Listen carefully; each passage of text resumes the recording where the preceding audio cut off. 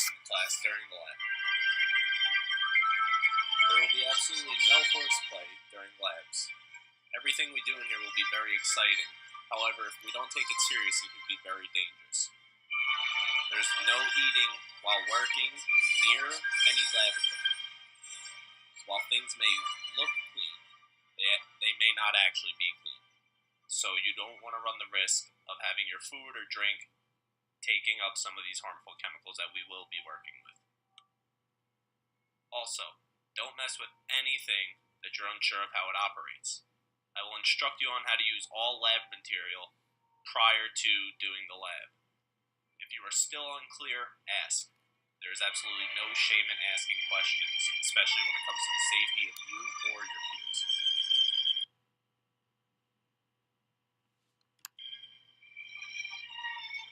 Equipment. You will only be authorized to use equipment listed in the procedure of the lab. You cannot use any additional equipment unless you ask of me first. Always close Bunsen burners when you are done. When you open the Bunsen burner, it's releasing methane gas, which is a highly combustible gas. If there is a spark lit near an open Bunsen burner, it will light. If something breaks, tell me. I don't care if you break a beaker, it's fine, they're replaceable. You're not permitted to clean up any broken material because of the potential for injury during cleanup. Protection. Again, I will clean up the broken stuff. Don't stress it, don't try to hide it. Let me know so I can clean up and take care of it adequately. You must also always wear goggles when working in the lab.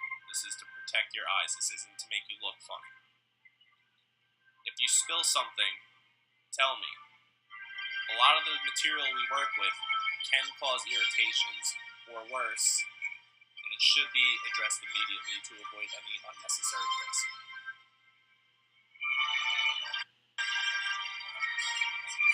So clothing that you wear to our labs should not be baggy. For those of you that have longer hair, tie it up if you have a hair tie. If you don't, I will provide you one. Also, make sure you're not wearing any jewelry or anything that's loose because it could knock things over, catch fire, etc. Also, there is no open-toe shoes or shorts, especially jorts. The 90s are over. Lab coats will also be provided, so if you prefer to keep your school clothes on and you would like to just cover them up, that is fine. I will have extra lab coats for you.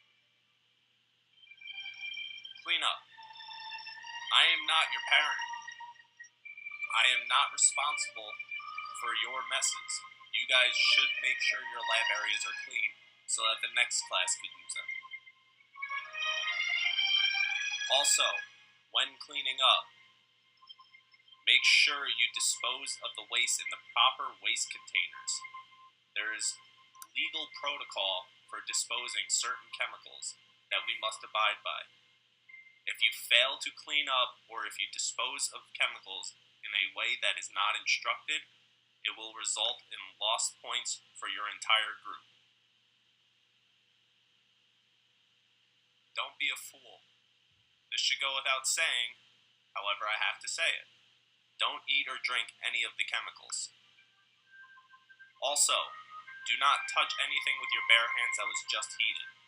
Always use gloves, tongs, anything other than your bare hands. Emergency equipment. There is an eye wash station that looks just like this. If you were to get something in your eyes, we will go over to the eye wash station and wash your eyes out.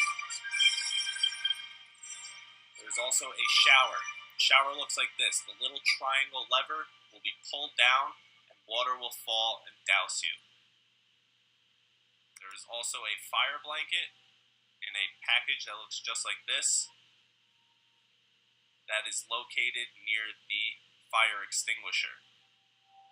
Again, if these items are necessary to use in the class, I will use them. Labels. chemical labels provide a lot of information about the materials that we're using. Labels will typically look like this, and then each category on the diamond specifies a certain type of hazard. So the blue diamond specifies health hazards, red specifies fire, yellow specifies instability, and then the white at the bottom is a specific hazard. Each of these has a code. So for blue, red, and yellow, their codes numbered 0 through 4. 0 is normal material for blue. 1 would be slightly hazardous. 2 would be mildly hazardous. 3 would be extreme danger, and 4 would be deadly. Again, this is in the blue diamond. The red diamond, the fire hazard, talks about the flash points, so the points at which these chemicals will ignite. 0 means it will not burn, it will not ignite. 1 is above 200 degrees Fahrenheit. 2 is below 200 degrees Fahrenheit.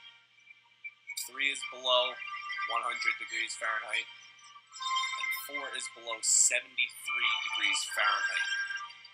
So the lower the temperature, the more likely it is to combust. So as we get closer to room temperature, a chemical that has the number 4 is more likely to combust when it is gently heated. The yellow diamond represents instability, where 0 means stable. 1 would mean it's unstable if it's heated. 2 represents a violent chemical change. 3 is shock, which means heat may detonate it. And 4 means it may detonate without any application of heat. So that is very unstable. And then specific hazards, the white diamonds. OX stands for oxidizer, which we will learn all of these terms throughout the course.